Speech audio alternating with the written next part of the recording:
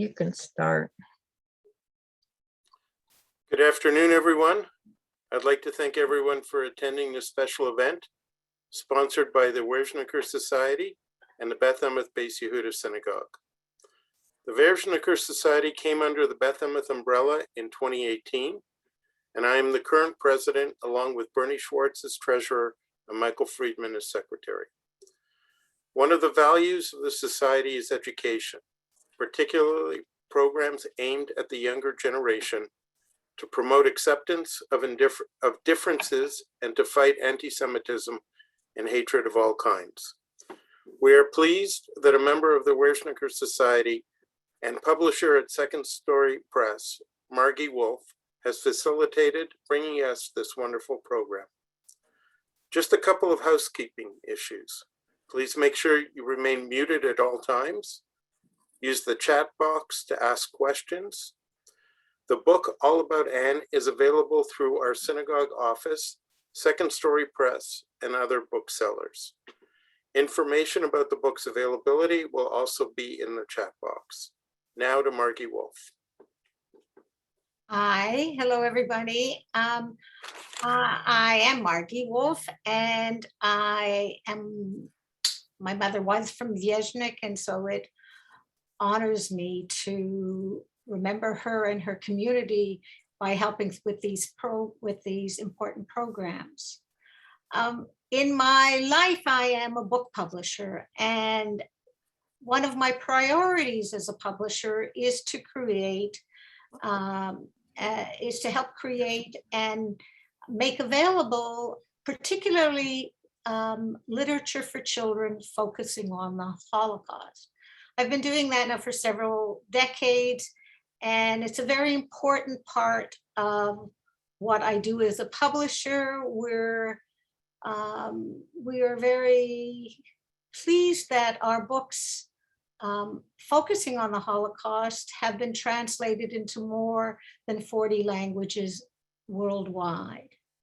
Because of the work that I do, over the years, I have met some wonderful people from Anne Frank House. We usually meet at events in Italy and in Germany, and each year we talk about doing a project together.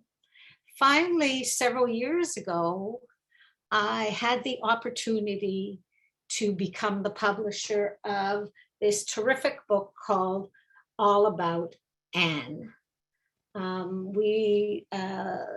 We have arranged for this book to be in North American English and with another publisher in French.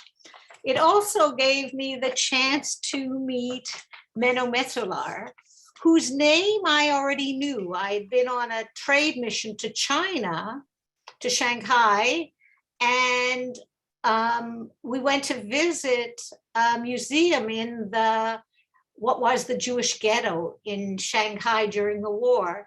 And there was an exhibit, an Anne Frank exhibit. And I saw the person who had written the text for it, and it was Menno.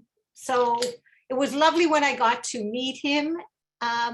He's a lovely, lovely man who's worked with at Anne Frank House since 1990, when he started as a volunteer. Now he is project manager of publications there, and has worked on many books and exhibits about Anne, the secret hiding place, all of that. And we were very fortunate to have him come to Canada for nearly 3 months, I think, where he presented at schools to children, to adults, not only in Ontario, but we went to New York with him. He was in California, and he shared with Canadian young people, both Jewish and not Jewish, which is very important, the story of Anne and her impact. Nearly at the same time, I got to meet Julie Couture, who is in fact Canadian. She's from Quebec, but has been working for at Anne Frank House for more than 10 years. She is in charge of coordinating projects, in fact, for Canada, for Anne Frank House, and has worked with teachers, other educators, young people, people visiting the museum. And it's a true gift to many of us listening today who've never, those of you who have never been to Anne Frank House, because you're going to get this amazing tour. If you go now in person, and I've been several times, but the lineups are amazing. And I think you have to, in fact, register beforehand. You can't simply just come. And it is, I understand, the #1 place people want to visit when they come to Amsterdam. It's truly quite wonderful, and we are very lucky to have this tour with Julie today. But first, let's start with Menno and Menemetzolar from Anne Frank House. Hi there, Menno. Hi there. Hi there.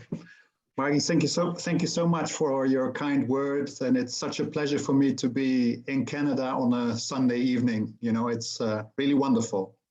It would be great, Julie, if you could share our presentation. Yeah, wonderful. Okay. And so maybe you can make it full screen, or yeah, great, wonderful. Okay, so this is the actual building. Some of you might have visited the Anne Frank House already. The large building on the right is the modern part. There are temporary exhibits, and that's where our offices are. So you will enter the museum on the right. The actual Anne Frank House itself is the second building from the left. So sometimes I see people take pictures of the modern building because that's where they enter, but they are sometimes a bit confused as where the real Anne Frank House is. But the real house is the second building from the left. Unfortunately, due to Corona, we have a lot less visitors. Normally we would have about 85 visitors per 15 minutes. Now it's down to 55. So because of all the measures and distancing and so forth and so forth. So the museum has taken quite a hit. And of course, like many museums, we had to, there was the decision taken to have some people, you know, they had to be fired, unfortunately, they had to be let go. So hopefully this will pick up, and hopefully we will be, you know, receiving more and more visitors, because that's after all what we're in the world for. You know, we want to tell this story to as many people as possible. So next slide, please. So this is the book. This is the book that I wrote a couple of years ago together with a colleague. What we did basically is we collected questions from children, because lots of children are interested in Anne and they have all sorts of questions. And we collected these questions both in the Netherlands and internationally, and we tried to answer as many questions as possible. And those questions were very varied. You know, for example, was Anne bored while she was in hiding? But also you see a star on the cover with the word Jood, Jew, and Jews older than 6 had to wear that star. And so children were wondering, why didn't they just take that star off? So we tried to answer all those questions in this book. And it's wonderful that it's published in Canada. And I have such fond memories from my tour, you know, lecturing, talking to Canadian students in so many schools. That was a wonderful experience. And I often think back to that experience. Next slide, please. So this is really important, because 2 months ago, this important monument was opened in Amsterdam. It's a new Holocaust monument of Amsterdam, and it has 102,000 names on it, because during the Holocaust, 102,000 Jews from the Netherlands were murdered in the Holocaust. 102,000. And so on this monument, all their names are, you know, in these bricks, which you can see on the next slide. So you see right in the center, you see Annelies Frank, born June 12th, 1929, and she died aged 15. And so Anne is just only one of those 102,000 names. So it's vitally important that there's a place in Amsterdam, right in the heart of the city, where these 102,000 men, women, and children are remembered. Next slide, please. So those 102,000 amount to 75% of the Jews that were living in the Netherlands at the time. That's the highest percentage of the occupied countries in Western Europe. At the end of this presentation, there will be a link to a more in-depth article that explains why that percentage in the Netherlands was so high. And it's really a dark page in Dutch history, 75%. So it's hard to imagine so many people. You have to realize of those 102,000 people, only 5,000 returned. Only 5,000 returned. Next slide.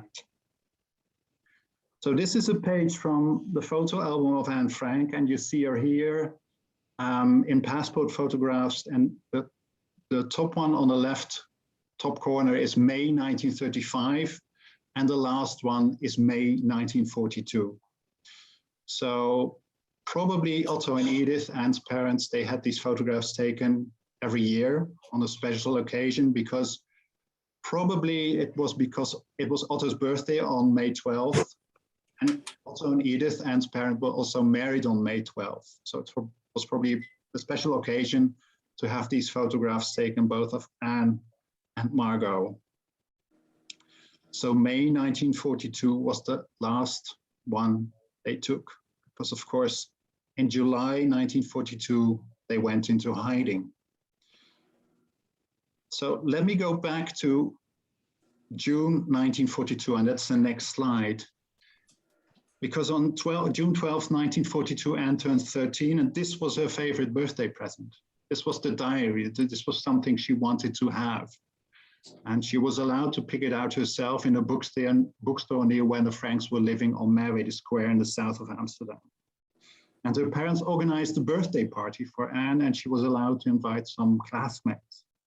Now, at that birthday party, the classmates were only Jewish classmates, because at that time, Anne had to go to an exclusively Jewish school, because the Netherlands had been occupied for 2 years by then, and the Nazis had taken many, many anti-Jewish measures, and separate Jewish schools was one of them. So there were only Jewish classmates at Anne's 13th birthday. And this was her favorite present. Now, Otto and Edith also organized something special for Anne. They organized a movie to be shown on her birthday, which was called Rin Tin Tin and the Lighthouse Keeper. And in it, a brave dog rescues the daughter of the lighthouse keeper. And of course, they had to do that because Jews were also not allowed to go to movie theaters. That was also one of those measures. So you see that Otto and Edith really tried to, have Margot and Anne lead as normal life as somehow possible. So they organized that birthday party. But Otto and Edith were very, very worried at that moment, because there were rumors that all Jews were going to be deported to the east, to so-called work camps. Now, Otto and Edith didn't believe that at all, and they were preparing a hiding place. That's the next slide. And they realized that that hiding place was actually quite big, and that was room for more people. So not only for the Frank family, so Edith, Otto, Margot, and Anne, but also for the family of Herman van Pels. Now, Herman van Pels was working in Otto's company. Otto Frank had a company selling pectin, a gelling agent for marmalade and herbs and spices for meat. And Herman van Pels worked in Otto's company because he was a specialist in those spices in that field. So Otto and Edith realized the hiding place was quite big. There was room for another family. And so they would be joined in that hiding place by the Van Pels family. So there would be 7 of them, when the moment came. Now, in my screen, unfortunately, the portraits are over the 7th person, but they will be joined by an 8th person in the hiding place. So once they realize that that there are terrible things happening in the outside world, they decide they can take in an 8th person, and they take in Fritz Pfeffer, an acquaintance of both families. So these 8 people will share the hiding place which Otto and Edith created in Otto Frank's company building right in the center of Amsterdam. Next. So if you wanted to go into hiding, you needed non-Jewish helpers. And they had 6. Those were people that were working for Otto's company. Because of course they couldn't go out, you know, they couldn't go shopping. They needed food, they needed books, they needed clothes. And that was what these non-Jewish helpers would do. So Otto Frank would ask them, are you prepared to help us if we have to go into hiding? And all 6 of them said yes. And of course, they were risking their lives because it was forbidden to help Jews. If you helped Jews, you ran the risk of being deported to a concentration camp yourself. So these 8 people shared the hiding place in Otto Frank's company building, and these 6 people helped them. And both groups, so those 8 in hiding and the 6, they had no idea how long they would have to stay in that hiding place. And so they all stepped in this unknown, really. And they, of course, they couldn't anticipate that they had to be there for more than 2 years. Next slide, yes. So this is an aerial photograph taken shortly after the war. You can see the building of Otto Frank is marked. You can see that it has a building in the front, and in the back is the actual hiding place. So they really furnished 2 floors in the back of that building, and that's where they spent that time. They spent more than 2 years in that hiding place right in the city center of Amsterdam. Next slide. This shows a sort of a model of the hiding place. So you can see clearly you have a front. That's where the offices were. So that's where the non-Jewish staff of Otto Frank, they were working. And they had to pretend nothing was going on in the back. You know, they had to keep the company going. They had to sell those herbs and spices and that gelling agent for marmalade while taking care of 8 people in the back. Now, in the middle, you see the bookcase. That bookcase covered the entrance to the hiding place. And you can see the 2 floors. So one floor was for the Frank family and Fritz Pfeffer, and the other floor was for the Van Pels family. And the biggest room, it's where the arrow is now, that was where, you know, they also had dinner and they prepared their meals and where they would spend most of their day. There was also an attic.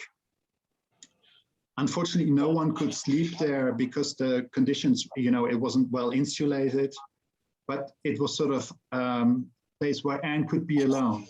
And if you read Anne's diary, you will have come across, you know, texts where she writes what this attic means to her, you know, that she can be away from her parents and get some privacy. So this is just a brief introduction.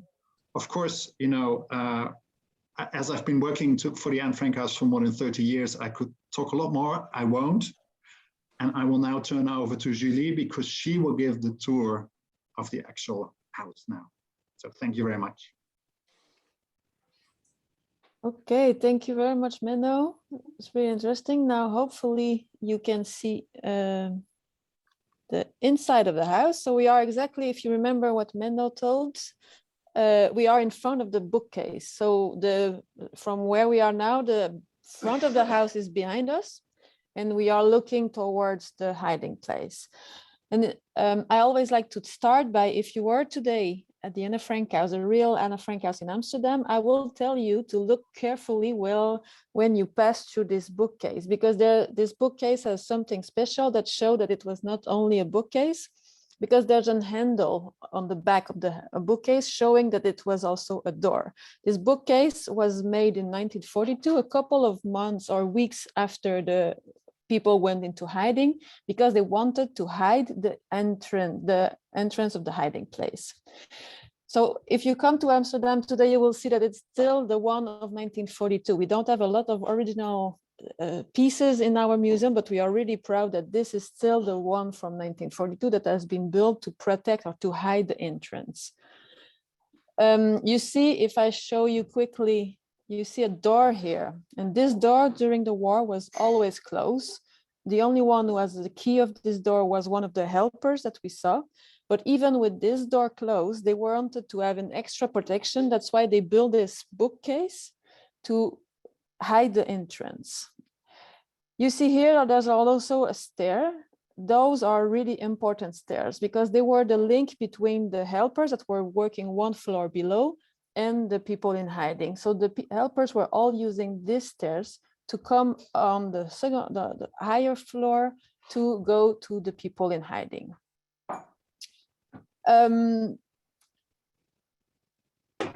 Let's now go into the, now of course the bookcase is slightly open to let the visitors to enter.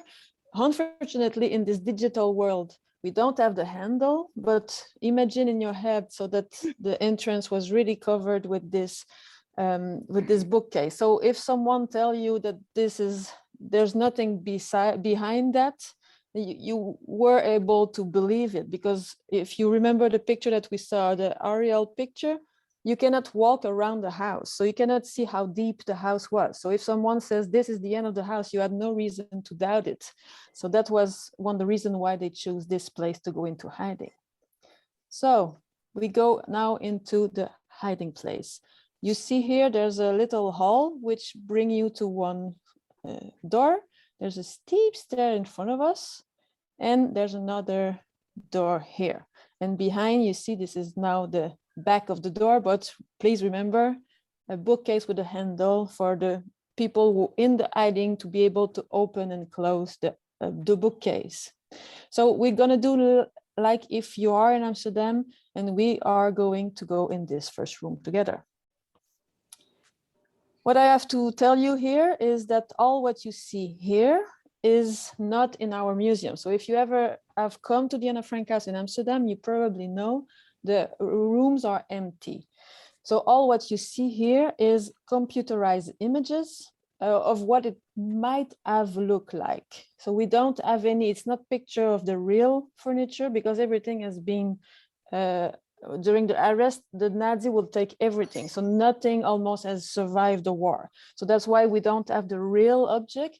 We have computerized images of what it should have looked like according to testimonies of the people who survived, and of course the diary of Anne Frank, which was a source of information about how it must have looked like.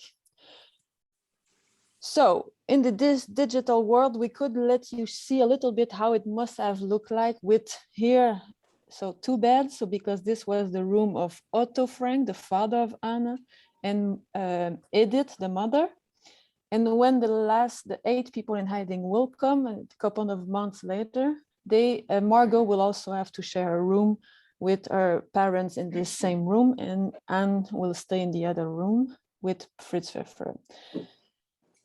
So today, if you come to the Anne Frank house, it's empty, and it's the way Otto Frank wanted to have it, because everything was taken during the arrest.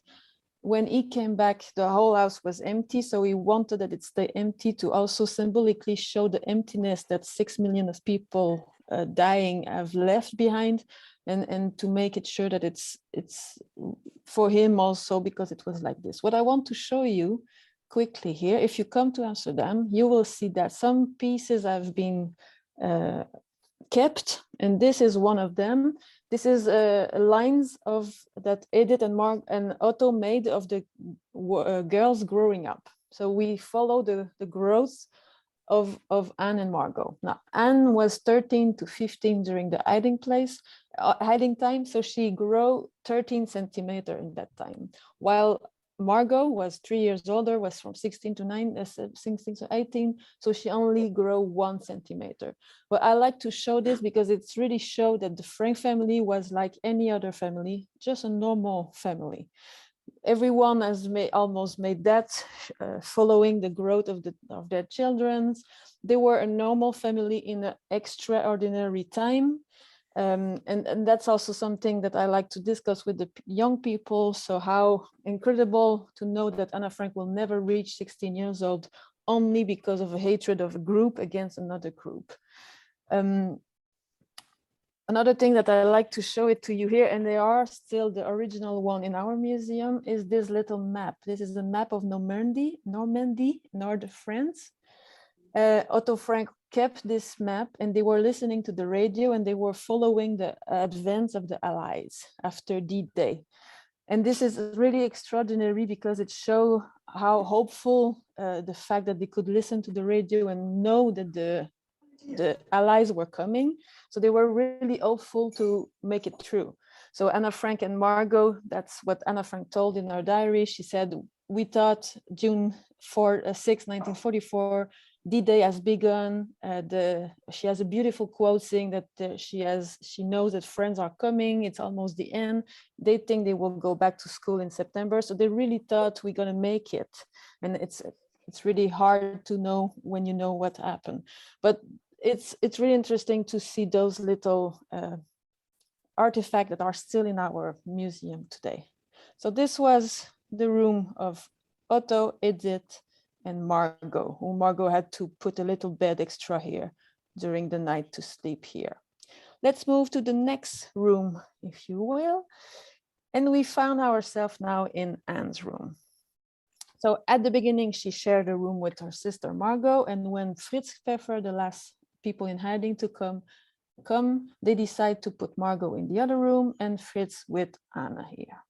So you will see that there's two beds. So one bed here for Fritz Pfeffer, and then another bed here for Anna.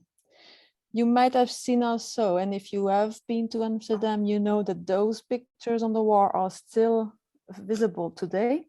So the house was in danger of being destroyed in the 1950s, and Otto Frank was so afraid that he cut the paper wall and he kept it with him. So that's why we are still able to show the real one on the wall. And it's really interesting to look into the pictures that Anna Frank put on her wall to cheer her up, because you can follow how she matured in these 2 years. In the beginning, she's only interested in Hollywood star and royalties. And slowly she will start to change her interests. You can see here, she put some picture above another. So the other one was too childish, and now she's more interested in philosophy, in nature. So if you study those pictures, you really get to see how she grew in these 2 years. We have a beautiful temporary exhibition at this moment exactly on those pictures and what they meant for Anne's growth in her 2 years in hiding. The other thing, of course, that I want to discuss here is, of course, her famous diary. So that she will write, she get it, like Menno said, just before she enter into the hiding. So when she received it, she's still free, more or less, but she's still not in the hiding time. And a couple of days later, a couple of weeks later, she will go into hiding, and she bring her diary with her. And oh, good that she did that, because it's her best friend. She called it Kitty, and she really expressed herself, everything, every feeling, emotion that she's dealing with in that 2 years, she will express in her diary, totally free, without any censure. She just totally herself, and she talk about the fear. Imagine to be like this in this house and having the fear of being arrested every day on. So making sure that you don't make too much sound so that nobody can hear you. She's talking about the tension. You have seen there's 8 people living in the small quarters. They are colleagues, and all of a sudden they have to live with each other. And Frank has to share her room with a 54-year-old man. So according to her, old man, strict, who tell everything what she's doing wrong to her mother. So they all have a lot of difficulties to live with each other. So that is what Anna Frank explained in her diary as well. But you also read in her diary her hope. She was still hoping, like we said before, they were gonna make it. She also discussed about her love. She will fall in love with the the son of the other couple that we're gonna meet in a moment.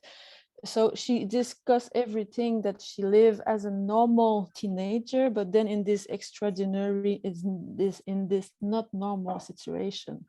So it's really her best friend, and she have a lot of time to pass on it. And then she will also hear on the radio that the Dutch government want to publish diary after the war. So she hear that, and then she right away think, oh, maybe they can publish my diary. So at this moment, she decided to rewrite the whole diary in the idea of publishing it. So she will give other names to the people so that nobody can be identified, and she rewrite it. So we often think that the diary should not be read by someone else. It's intimacy. But she wanted to be published.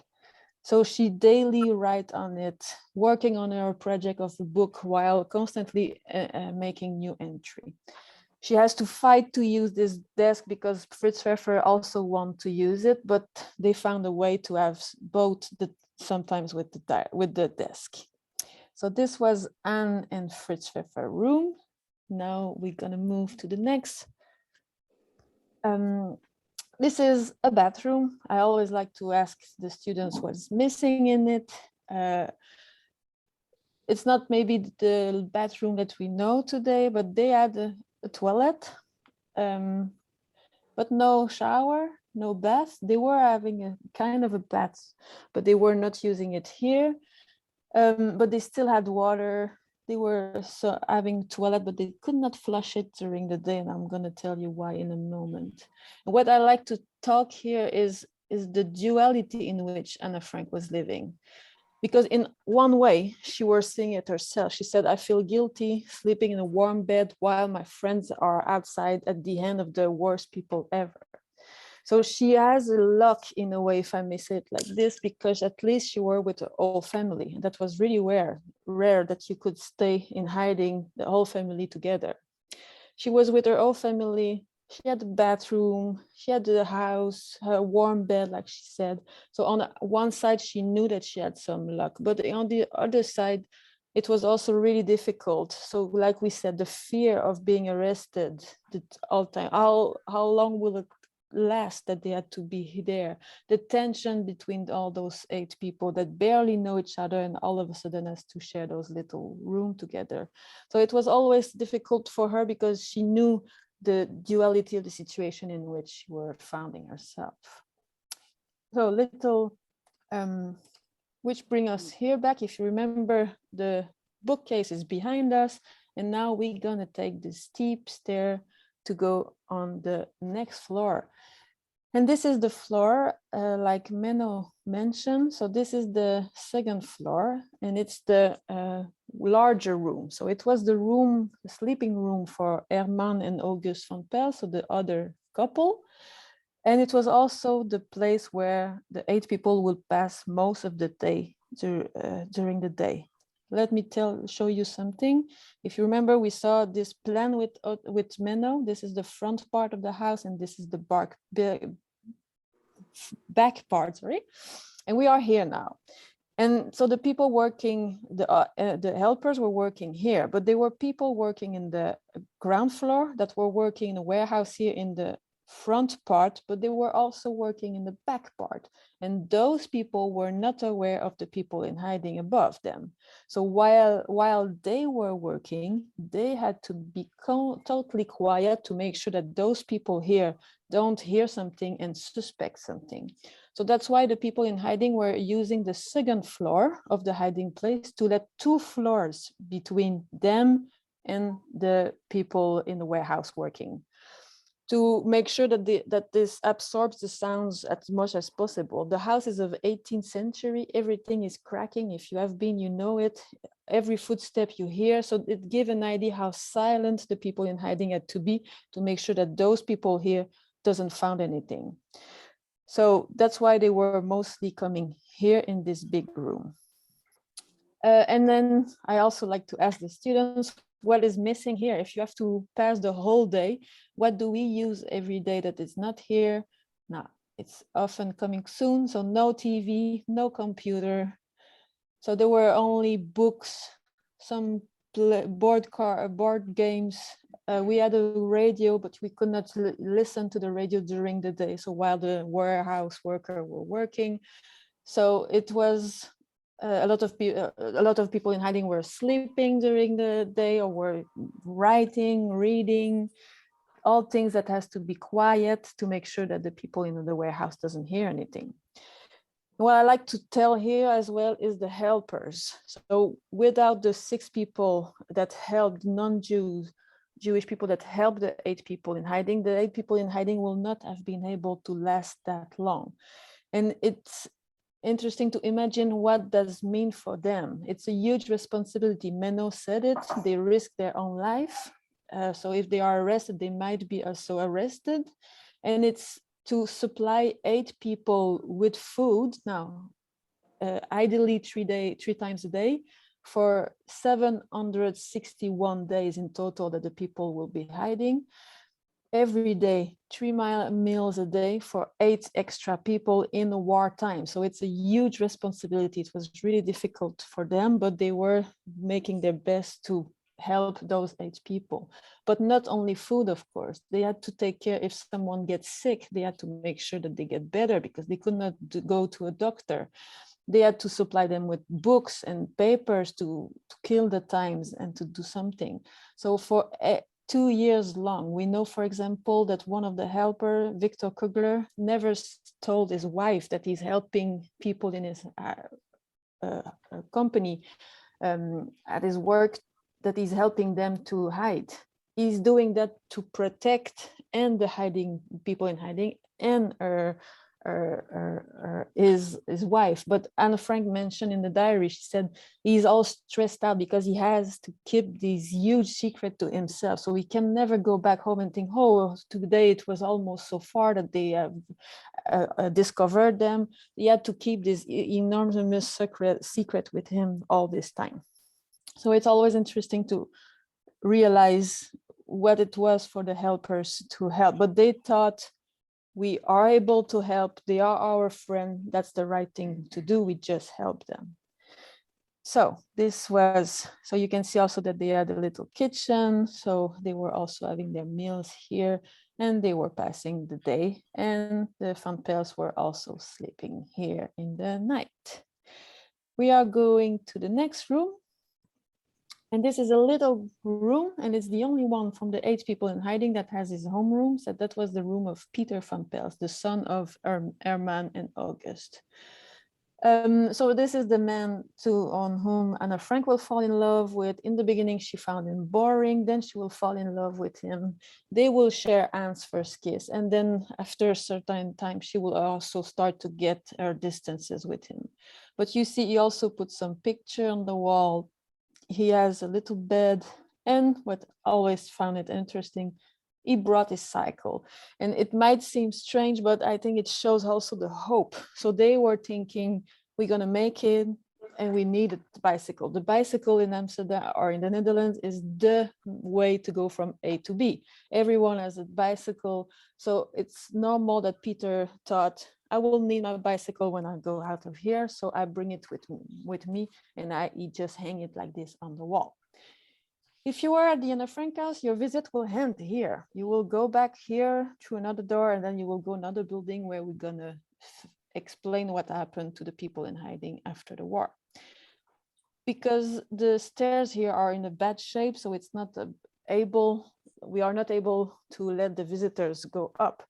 But in the digital world, we can. So we are going now in the attic on the other floor. And like Menno told, it was not a place where we could sleep there because there were rats, there were other issues, but we know that Anna Frank came here often. It was used also as a storage place for the people in hiding. And Anna Frank came here often to have some privacy, to have some little time alone, sometimes with Peter, sometimes alone. And especially she loved to come here because there were one window. Through this window, she could see outside. All the other windows were covered to make sure that the people outside cannot see the people in hiding.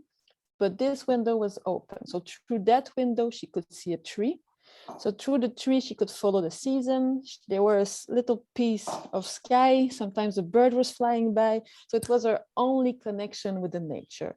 And if you read Anne's diary, you realize that she were more and more into nature as long as the time goes by. So she were really liking to come here, sit here, and look outside the window at the nature. And she has a beautiful quote that she said, if I look at the nature, then you can, everything will go well. If as long as you are able to see the nature, see the blue, just know that God is helping you, nothing can go wrong. So she had a beautiful view and she loved to come here to this attic. Okay, so that's end up, and I still have 2 minutes to share with you what happened after. So we left the hiding place, and now hopefully, yes. So quickly, what happened? So on the 4th of August, 1944, will happen what the 8 people in hiding and the 6 helpers are afraid for so long. They are arrested. So we still don't know exactly what happened. We always thought that they had been betrayed, but after more than 70 years of looking who betrayed the people in hiding, we never found out. So we are still now a little bit in doubt of they really have been betrayed, or maybe they have been found by another way. What we know is that the 4th of August, 1944, the Nazi will arrest the 8 people in hiding, and they will arrest the 2 men helpers that we see here on this picture. So Johannes Kleiman and Victor Kugler. So the 2 other women that were working in the offices during the arrest will not be arrested. So because Miep and Beth are not arrested, they will go back into the hiding place when everyone is gone, and they will find Anne's diary on the ground. So they will keep it in the idea of giving it to Anne Frank when she will come back. So from the 8 people in hiding, they will all be sent in different concentration camps, and they will all die, except Otto Frank. He is the only one from the 8 people in hiding that survived the war. So he's still in Auschwitz when it's liberated on the 27th of January, 1945. Anne and Margot will die a couple of days from each other in somewhere around February 1945 in Bergen-Belsen in Germany. This is symbolic. We don't know this. We don't know. We never have found their body back, but it's a place for people to honor those girls. So Otto Frank is liberated in Auschwitz. He comes back in June 45. He will quickly hear that his wife and his children has passed away, and it's at that moment that Miep will give him the diary of Anne Frank with the word, "This is the legacy of your daughter." He will read everything slowly, and he will publish it in 1947 in Dutch, fulfilling Anne's wishes to make a book out of it. So the book was first published in Dutch, then in French, in English, in different languages, and it's now translated into more than 70 languages. I quickly want to tell you some Canadian connection, and I realize now that I forget to mention this, but this picture was in Anne's room, and the picture is from the Dutch family, the royal Dutch family, part of the royal Dutch family, because a part of it went to Ottawa during the war. There's even a princess that will be born in 1943 in an hospital in Ottawa. Because of that, to thank the Canadian for giving refugee to the royal family during the war, the Netherlands still today send tulips in Ottawa. That's why Ottawa has a beautiful tulip festivals that comes directly because of this link with the Second World War. But I want quickly to say also is that for a lot of Dutch people, the Canadian soldiers are the one that liberate them. So the Canadian soldiers were among the allies that liberate the Netherlands. There's almost 5,000 Canadians buried here fighting in the last days of the war. So for a lot of families in Canada, they have one of their family member here in the Netherlands. We have 3 beautiful Canadian war cemetery here in the Netherlands. There's more than 385 monuments dedicated to the Canadian across the whole country. So there's a lot of gratitude and about the fact that the Canadian soldier helped liberating the Netherlands. And one beautiful new artifact that we found is this little piece of paper here. This is an identity card from a Dutch person. And if you see here really little, it's writing Maurice Payet. So that was a Canadian soldier on the Dam Square here in Amsterdam on the 7th of May of 1945. And a lot of people, Dutch people, were asking the Canadian soldier to sign their identity card as a proof, as a souvenir of what we are making here. So we have a lot of identity cards like this one, where some Canadian soldier write their name after I've been asked by Dutch citizen. This is a picture of Westerbork. That was a transit camp here in the Netherlands that will be liberated by the Canadian on the 12th of April 1945. Unfortunately, too late for Anne. But what is interesting is this little Star of David here was from one of the inmates of the Westerbork, and he will give it to the Canadian soldier. So the Canadian soldier kept this star his whole life to remember what he went through when he liberated Westerbork. And the last picture in the middle, I don't know if you remember this person with the Thank You Canada book, but this is Victor Kugler. This is one of the 4 helpers working in the company, one of the 6 helpers in total. And he will move to Canada after the war. So he will live in Toronto. He will go to some schools to tell his story. He will die in 1981 in Toronto. And so that's why there's a big connection here with Canada and the story of Anna Frank. Okay, that's it for me. I think I'm almost, I'm too much, I spoke too much, sorry. So thank you very much for your attention. If you need anything from me and Menno, please contact us. It will be our pleasure. If you want to explore yourself the secret annex where we were today, you can go to our website and go through it. And if you want to learn more about the 75% of the Jewish community in the Netherlands that have been assassinated during the Holocaust, you can go to our website to have more information.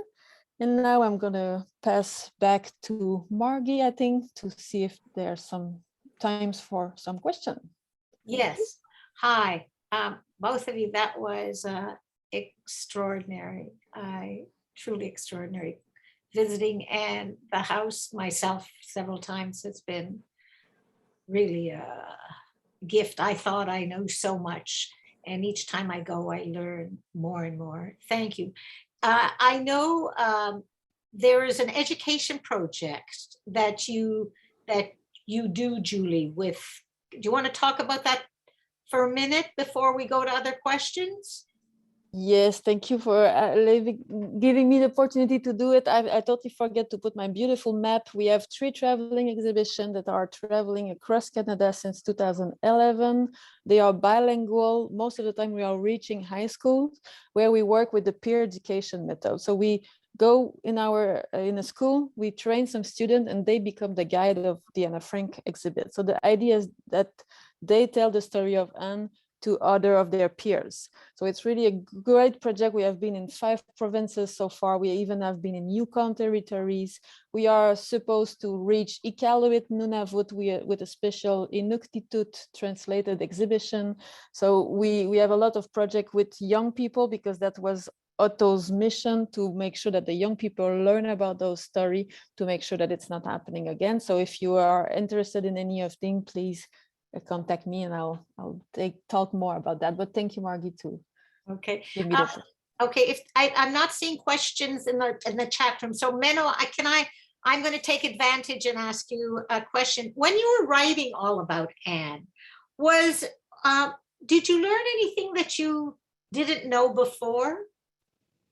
Well, of course, in 30 years, you get a lot of questions and you learn a lot. And I've always been curious about history. But what was really interesting about this book is that we worked so closely with Huck Scarry, the illustrator. Now, Huck is the son of Richard Scarry, who also was a famous illustrator. And for me, it was such a pleasure and so interesting to work with Huck, because as an illustrator, for example, he made drawings of the hiding place. Right. And so he looked very closely at the hiding place. So he would come to me and ask questions about plumbing or about how the bookcase actually functioned, you know, and this is really, Julie talked about the bookcase. It's really an ingenious construction. And, you know, and his special perspective made my work on this book very, you know, made it for me very interesting to work on this book. And I learned more, you know, by working with him because of his special perspective on this history. Okay. This question, I guess either of you could answer. What is your hope? You do all of this work. Manu, you do all of these, you do these books. What are you hoping that those of us who read the books, take the tours, Julie, what is it that you hope particularly young people will come away with? I always hope that I will raise curiosity.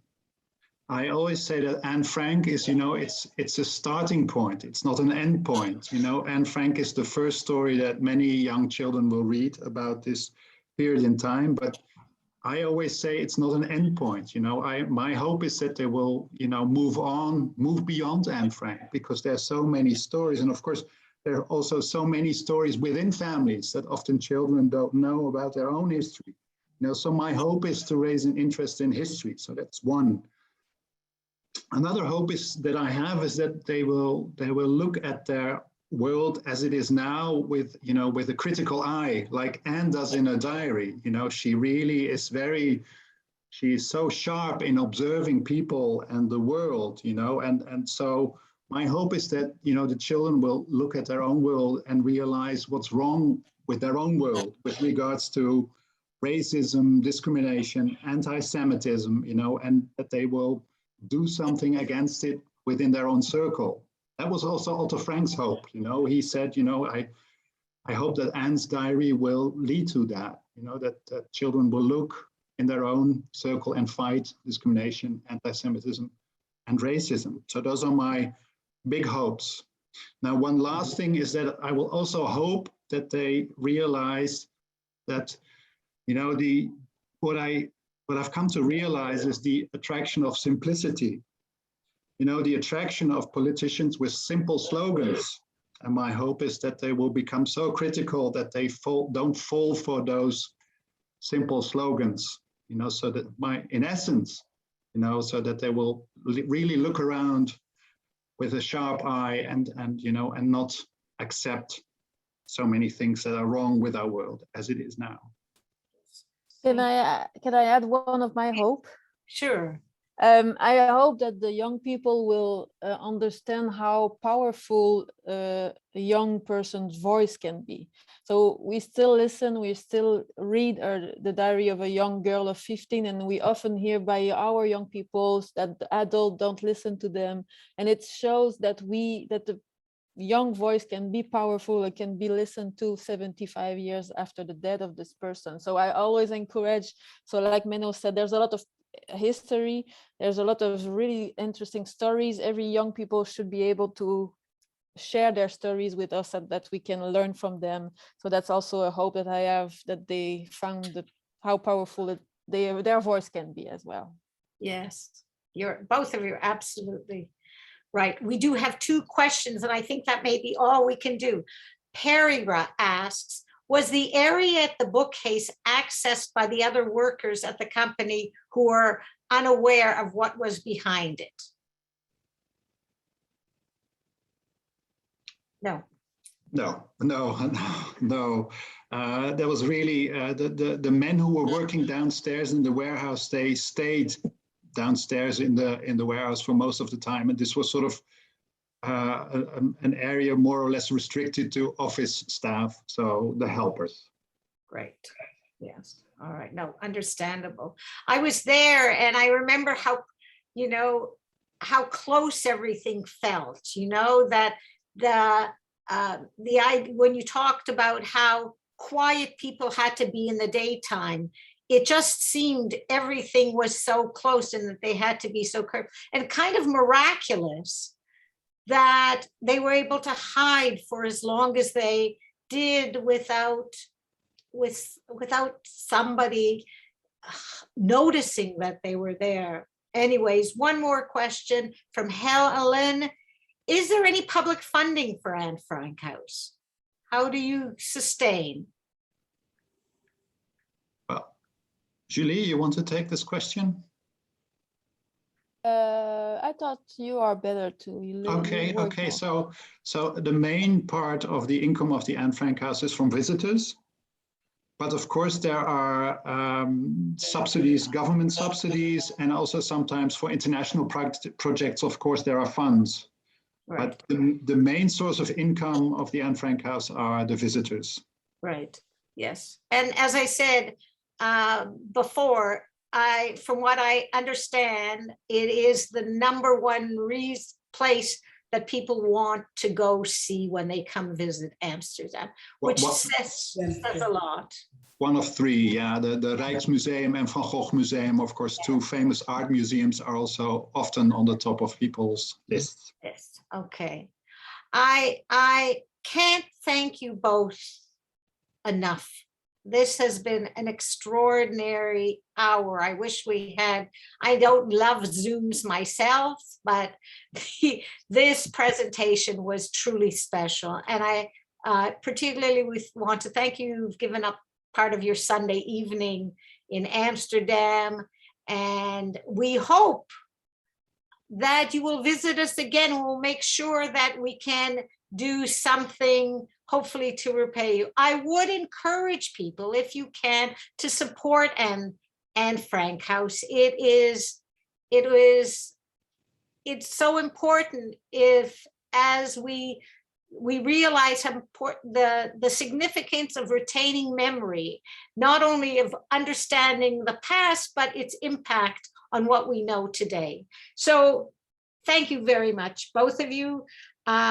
Also, please, all about Anne, you can buy it through Second Story. You can get it from the Shul. You can get it from your bookstore. It's a great book. Please, please, please do get it.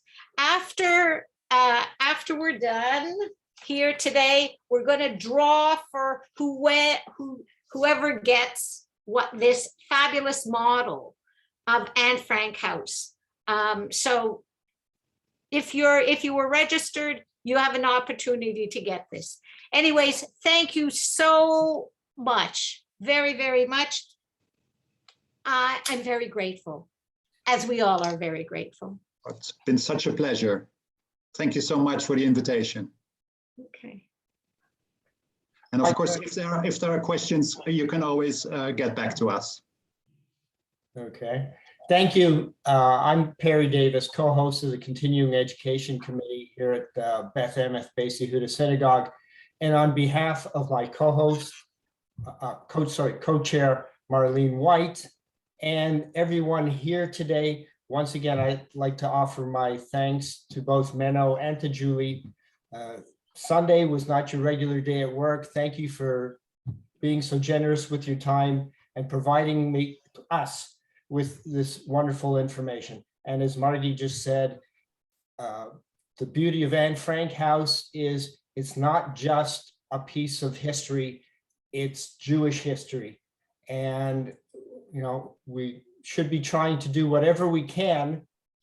And presentations like this is part of the preservation process to prolong this, the structure and the living memories of Anne and her family and what took place during those horrific years. So to everybody who was present today, I hope you got a lot from this very historic presentation, and hopefully we'll be able to meet one day in person, and well, I hope one day to go over and see what I can and be there in person to live what you just presented. So thank you very much. And to Margie and Helen and to Alan Snow for his kind words. Thank you to everybody. And just a reminder, there are a number of continuing ed programs coming up, such as this coming Saturday night, where we will once again have Norman give us his presentation on Jews and Entertainment in Hollywood, Part 3. And I know everybody's enjoyed the first 2 parts, and we should really look forward to Part 3. And there's a Part 4 coming beginning of December, where he will give a discussion on Danny Kaye. And in a couple of weeks, we will once again bring back Daniel. So I just saw the Ruth, from the Israel. Anne Frank thing. That was very interesting. And they announced have that another North is going to presentation. give Once another again, thank lecture you on very much. We'll speak to you soon. Take care. Bye-bye. Thank you. Bye-bye. Thank you. Bye-bye. Thanks again.